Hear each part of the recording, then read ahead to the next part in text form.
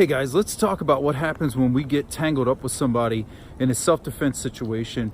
And the same rules apply whether it's sport or self-defense for us. So we look at it four ways. There's four objectives that we have to accomplish when we are tangled up with someone.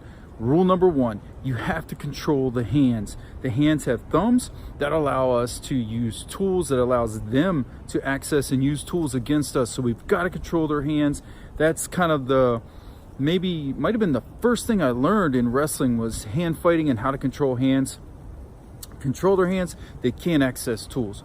Rule two, you've got to control the space. You have to be the one that dictates the space and the pace. That controls the range, that allows all kinds of things to happen. Also puts you in a position where you can see what's going on around you in case there's multiple opponents. Very important when we're talking street. Also very important if we're talking sport, because if I control the range, if I control the space and the pace, I'm the one that's going to be setting up takedowns. Or if we're in an environment where strikes are in play, I'm going to be the one that's going to be setting up my strikes, my kicks, my punches, and my elbows. All right. Third, I want to control position. I've got to get to a good position and then dominate from there. So a dominant position, of course, would be the back. If you can get to the back, that's optimal. Otherwise, I want to get to what we call the T, where their hips and my hips form a T. So I'm off to the side. I have access. They can only reach me with one arm at best, and there's not a whole lot they can do. If you've been through my coursework or any of the Shivworks guys' coursework, then you'll know exactly what I'm talking about.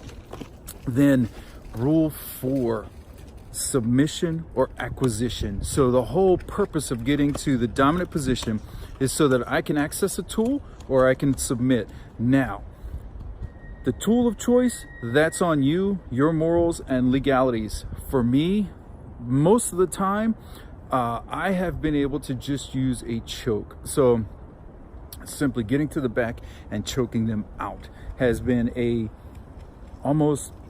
can't think of a time it didn't work. So yeah, man, chokes are phenomenal. Chokes work great. It's I don't know if you can see him.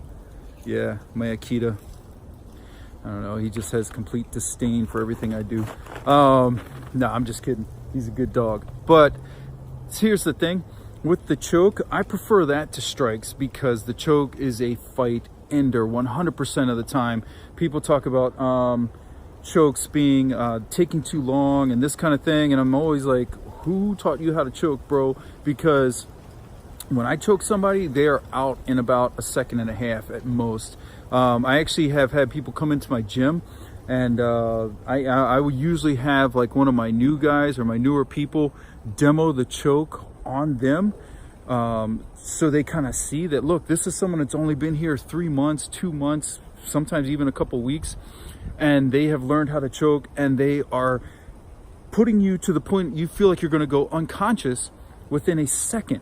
Right, so we'll do like a snap down to some form of guillotine face choke or arm in triangle, all the way through to a arm drag, take the back and sink a Mataleon or a rear naked, and guys instantly become believers. So again, guys, control the hands, control the space, get to a dominant position, end it by submission or acquisition.